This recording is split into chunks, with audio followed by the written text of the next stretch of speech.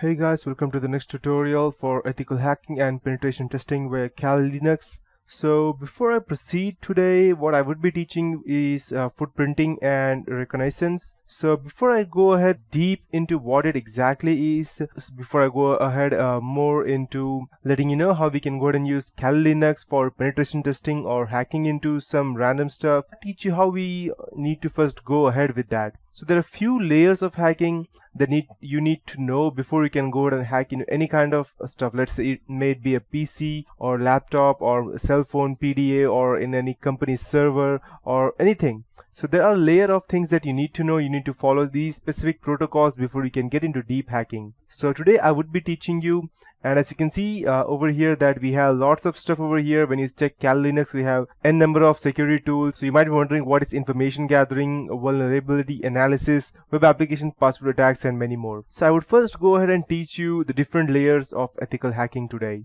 So let's open the web browser and go ahead and check. I have some or the other over here. Let's check years of ethical hacking.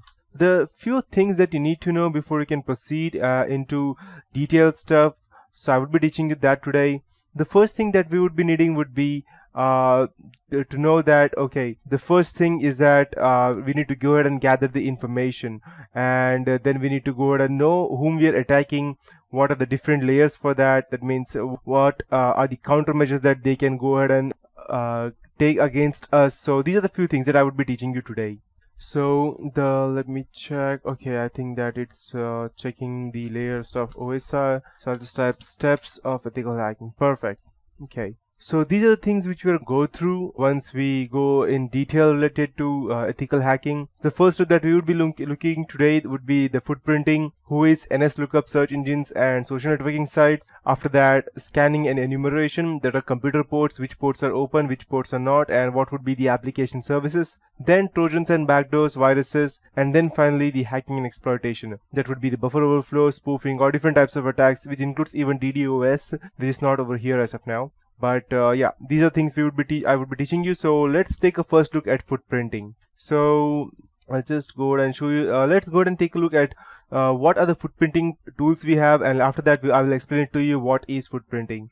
So let's check.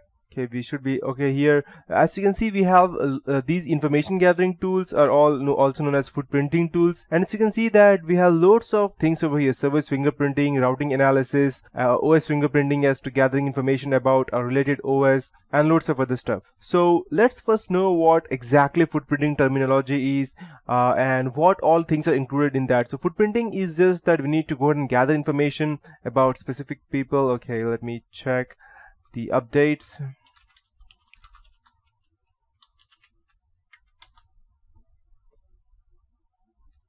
By the time it gets updated, let's go ahead and start with the footprinting terminology.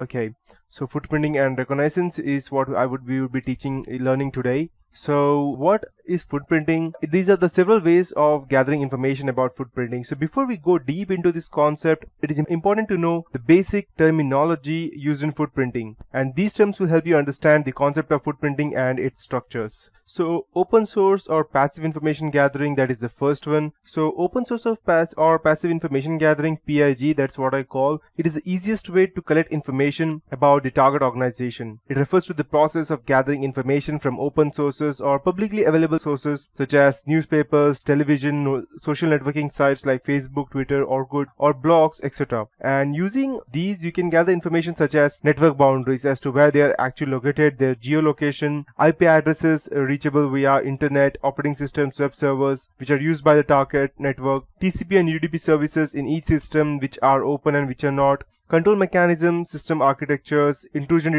detection systems, and many more. So that is what is included in open source and passive information. After that, we have active information gathering. So in active information gathering, process attackers mainly focus on the employees of the target organization. Attackers try to extract information from the employees by conducting social engineering on site visits or interviews or questionnaires, something similar to that. After that, we have anonymous footprinting. This refers to the process of collecting information from sources anonymously so that your efforts cannot be traced. And at this point of time, people normally use Tor browsers, which are mostly famous in anonymous web browsing. So yeah, and after that we have pseudo-anonymous footprinting, and these refers to the process of collecting information from the sources that have been published on internet, but it is not directly linked to the author's name. This information may be published under a different name, or the author may have a well-established pen name, we can say, means a random pseudonym, or the author may also be a corporate or government official, and he may be prohibited from posting under his or her original name. So irrespective of the reason for finding the author's name, collecting information from such sources are called as pseudo-anonymous. So after that we have lots of other types of information gathering, which are organizational or private footprinting or internet footprinting. So in footprinting, we normally collect the basic information about the target network, determine the operating systems used, platforms running, web servers. Then we perform the WHOIS or DNS network and organizational queries. And finally, we find the vulnerabilities and exploits for launching these attacks. So you might be wondering that how Facebook is very useful in that. So I could have also, and you might also be wondering that why only Facebook? Why not, let's say, we have Twitter as well over here, then why not Twitter, or why not Orkut? The reason being that Facebook is the most popular and people don't hesitate to give out information on Facebook. Let's say, for example, and even if they don't want to give out information, they may just simply give out without even them knowing that. Let's say, for example, you want to search a person on Facebook and you have find out his name, and if you want to go ahead and access his, let's say, for example, Facebook profile, you want to hack into that, and when you go ahead and let's say you click forgot the password option, and then it will ask you what is the date of birth of the person. And just one example, because that is a normal question that people keep. So you want to know the date of birth of that person.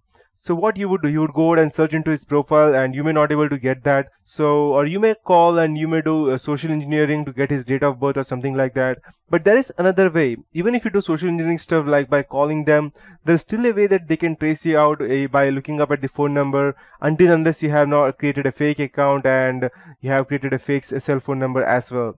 But that is getting into deep stuff, and it may also have different expenditures as to getting a phone, getting a cell phone, getting a SIM card, and then creating fake IDs to get this fake SIM card. So instead of doing that, why not go ahead and use some just social engineering techniques, such as just guessing and gathering information. So the first part would be just go ahead and look up his, if you just want the, let's say, year of birth, just go ahead and look at his colleagues with whom he has taken pics. Let's say, for example, if, let's say for XYZ, the guy's name is, let's say, Mr. Smith, and he has another friend whose name is Mr. Adam, and they went to the same school, and they were in the same class and everything. So it's probably that he might be, let's say, for example, Mr. Adams' age is 1989. So the Mr. Smith's age would probably be 1988 or 89 or 90. He won't be much bigger or lesser than that. So you can just go ahead and try all these options out, and you can get at the date of birth. So now you know how you can go ahead and gather such information just by looking at someone's Facebook profile. You don't even want to know who his friends are. Just by looking at his photos that he have uploaded, you can get loads of information. So in security research, Facebook is called as a treasure trove of personally identifiable information. A report by Imperva revealed that users' general information can often include date of birth, home addresses, and sometimes even the mother's maiden name, allowing hackers to access this and other websites and applications created by targeting spear phishing campaigns. In detail, a concept called friend mapping is also there, when an attacker can get further knowledge of a user's friend circle, having access their account, and posing as a trusted friend. They may even cause some mayhem or damage, and these can include transfer of funds and even extortion. So when asked why Facebook is so important to hackers, then the Imperva security senior strategist Noah Barsioff said that people also add work friends on Facebook. So a team leader, let's say, for example, can be identified, and this can lead to a corporate data being accessed. So you can go ahead and gather information, create fake accounts, and gather information from there. So in more extreme cases, even if Facebook's administrator rights can be accessed, although it is said that it requires more effort on the hacker's side and it is not prevalent, but it is a holy grail of attackers, as it provides a hacker with data of all the users and not just one user. So in protection, it is set out to rule that you need to go ahead and only access the website when you are using the SSL security across the whole website, but that's also not that effective, because people can also do man-in-the-middle attacks, and they can also strip the SSL layer off. So nowadays everything is possible. So these are the ways as to how we can go ahead and get into footprinting. Now, the next question that you would be asking is why footprinting. So I'll get deeper into that, but that would be it for this tutorial. In the next tutorial, I'll be getting into much more information about the ethical hacking and why it is considered as illegal hacking, and I'll help you more understand about the footprinting tools, their threats, and their countermeasures.